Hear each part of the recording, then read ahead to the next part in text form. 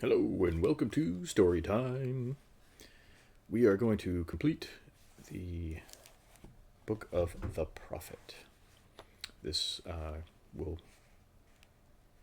be the end. You have been told that, even like a chain, you are as weak as your weakest link. This is but half the truth. You are also as strong as your strongest link. To measure you by your smallest deed is to reckon the power of ocean by the frailty of its foam. To judge you by your failures is to cast blame upon the seasons for their inconsistency.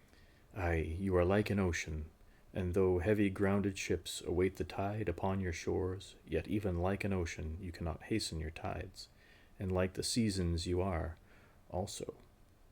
And though in your winter you deny your spring, yet spring, reposing within you, smiles in her drowsiness and is not offended. Think not I say these things in order that you may say the one to the other, He praised us well, he saw but the good in us. I only speak to you in the words of that which you yourselves know in thought. And what is word knowledge but a shadow of wordless knowledge? Your thoughts and my words are waves from a sealed memory that keeps records of our yesterdays, and of the ancient days when the earth knew not us nor herself, and of nights when earth was upwrought with confusion.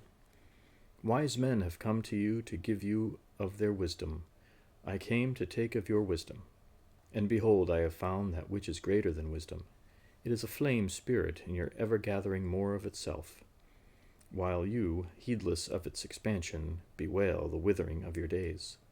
It is life in quest of life in bodies that fear the grave. There are no graves here. These mountains and plains are a cradle and a stepping stone. Whenever you pass by the field where you have laid your ancestors, look well thereupon, and you shall see yourselves and your children dancing hand in hand. Verily, you often make merry without knowing. Others have come to you to whom for golden promises made unto your faith you have given but riches and power and glory. Less than a promise have I given, and yet more generous have you been to me. You have given me my deeper thirsting after life. Surely there is no greater gift to a man than that which turns all his aims into parching lips and all life into a fountain. And in this lies my honor and my reward, that whenever I come to the fountain to drink, I find the living water itself thirsty, and it drinks me while I drink it. Some of you have deemed me proud and overshy to receive gifts. Too proud indeed am I to receive wages, but not gifts.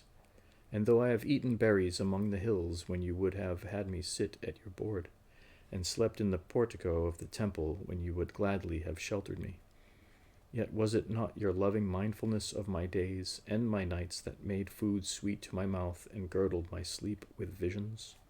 For this I bless you most. You give much, and know not that you give it all. Verily, the kindness that gazes upon itself in a mirror turns to stone, and a good deed that calls itself by tender names becomes the parent to a curse.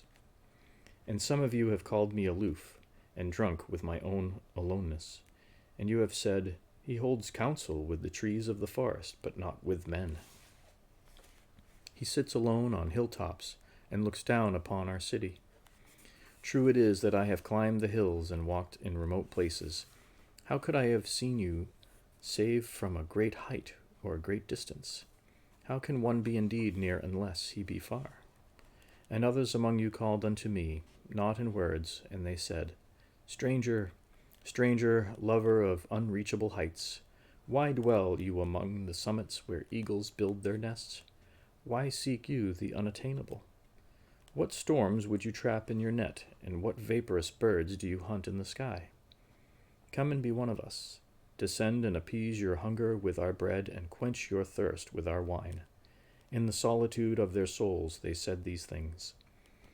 But were their solitude deeper, they would have known that I sought but the secret of your joy and your pain, and I hunted only in your larger selves that walk the sky. But the hunter was also the hunted, for many of my arrows left my bow only to seek my own breast.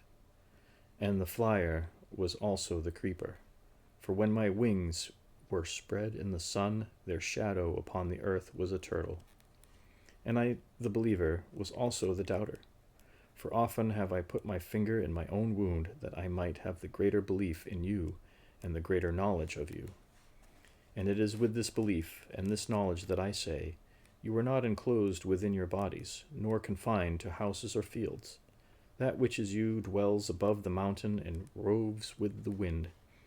It is not a thing that crawls into the sun for warmth or digs holes into darkness for safety, but a thing free, a spirit that envelops the earth and moves in the ether. If these be vague words, then seek not to clear them.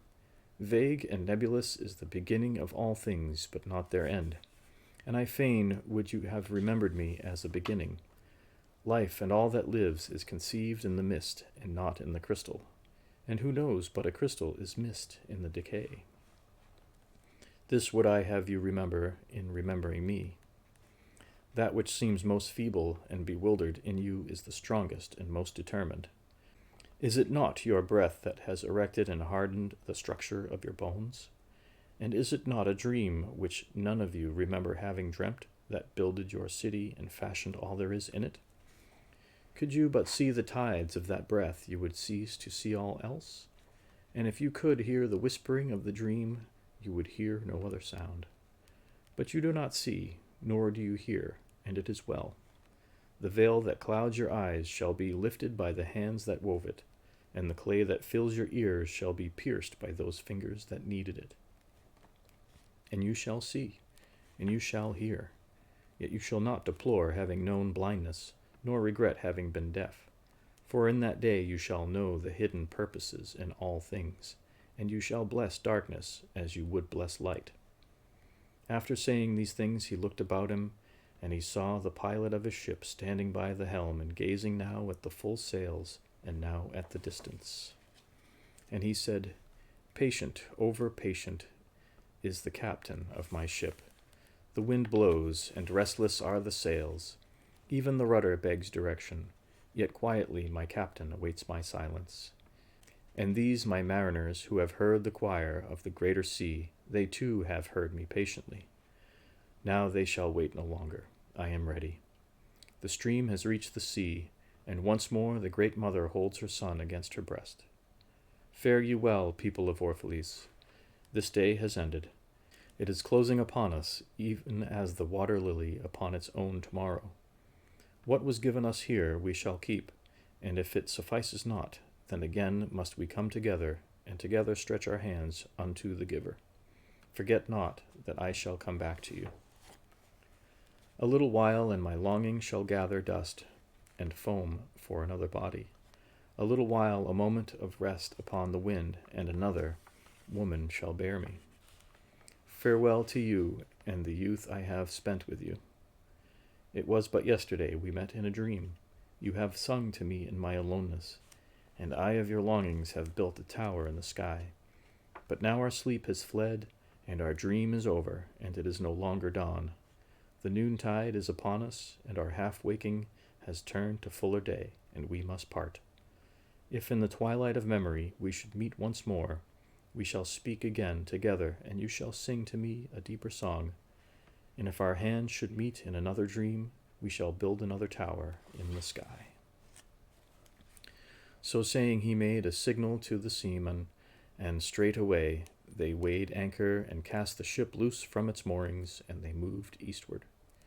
And a cry came from the people as from a single heart, and it rose into the dusk and was carried out over the sea like a great trumpeting. Only Almitra was silent, gazing after the ship until it had vanished into the mist. And when all the people were dispersed, she still stood alone upon the sea wall, remembering in her heart his saying, A little while, a moment of rest upon the wind, and another woman shall bear me. And on that note, good night.